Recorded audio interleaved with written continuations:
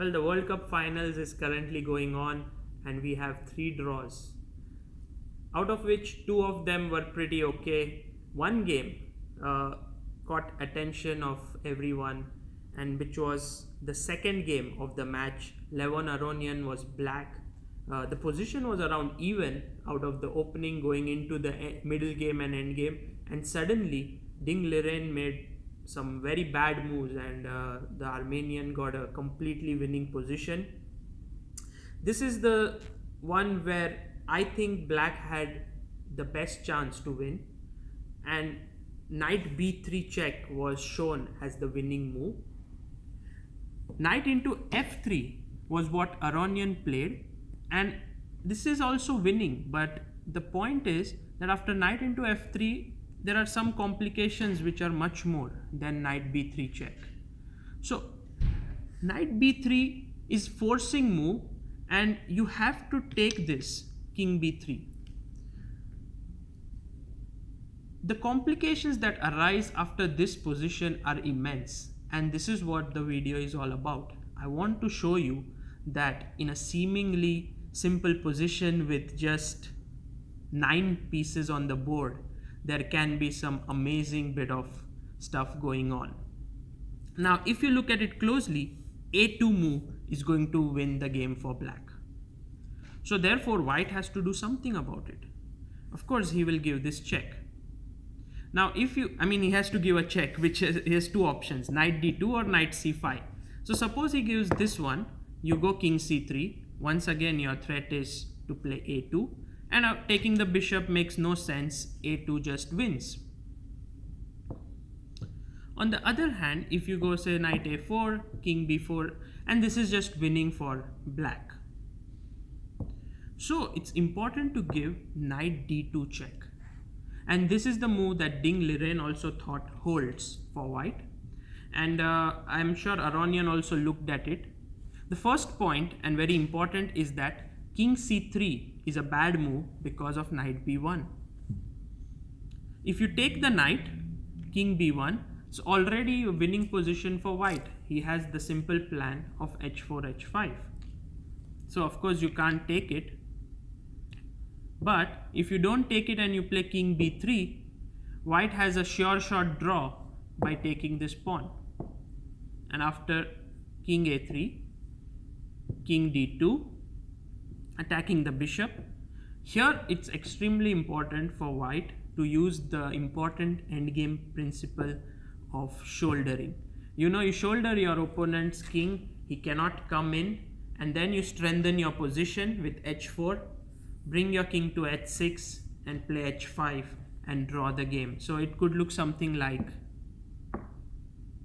well, black really doesn't have too many things to do. King d4, king b4.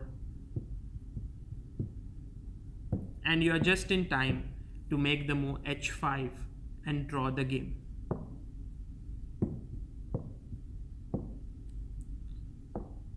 So after knight d2 check, you can't go to c3. Hence the only move is king b4. And here, let's assume white just moves his knight back. Now you go king c4. He once again goes back. Let's assume this. King d4. And now say h4. The thing is, how does black win this position? That is the question. If you go king c3, we already know that knight b1 is drawing the game. So you have to go, let's say, king e3. And white plays knight to b3. And here comes the most critical position of this endgame. And one that I would say is important to understand, because the most natural move is to just take the pawn. But here, white has a brilliant way to defend. And I'm sure it's not so easy to figure out stuff on your own. You need a lot of time. But king d2 is the best move. And the reason is that after you move your bishop back, the king comes to c3. And once the king is activated, the knight is free to move and capture this pawn here. if he can win this pawn, then this is already a theoretical draw. That's the reason why taking this pawn would be a big mistake. So for example, king d2, bishop f5, king c3, king g4, and here I go knight d4, you take, knight f3, and I just jump in and I capture this pawn, which is just a simple draw.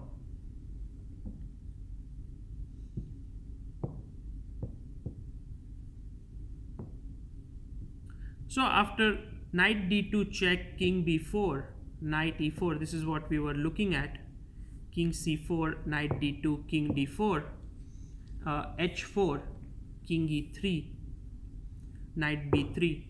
It's very important for black to find the most important waiting move in the position, which is bishop f5. This is some sort of a zugzwang for white. His king cannot move because our king is defending this important square, and the knight actually doesn't have too many good squares. If it goes to c5, it's already on a wrong circuit. So now you can take this, and for him to win this pawn would be very difficult. Actually not possible at all. And if he goes knight a5, and this is very important, that you don't go and take this pawn, because after knight c4, a2, this is just a draw. Again, knight has to win this pawn. You go after knight a5, king d4, and the knight is sort of trapped in the corner. You go back to c3 and you queen your pawn.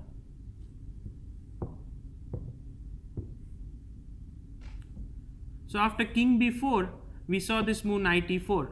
Also possible is h4. And once again, the black king has to go to the king side. So king c5. Let's say knight e4, king d4, and now h5. This is sort of a race now.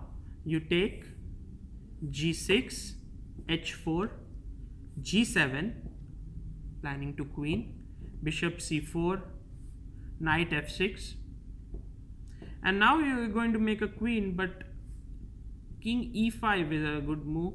You take, make a queen, and if you go h3 now, this is not such a great idea because the knight jumps from h6 to g4, but you play the move king f4, dominating the knight, say something like knight f6.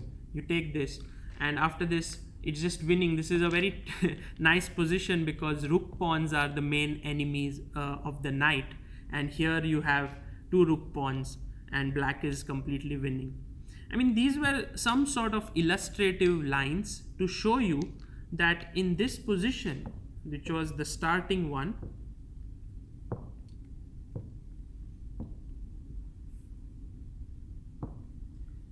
things were not so easy for Aronian. You know, if you are going to make this move knight b3, you are going into something which has to be forcibly winning. Because once you exchange this, here it's either a win or a draw. I mean, the moves are forced. But after, say, knight f3, it's still a game. And Aronian thought this is his best opportunity, which when low on time, I would say is a very practical decision. But nothing can change the objective truth that knight b3 was winning. The variations were definitely not easy.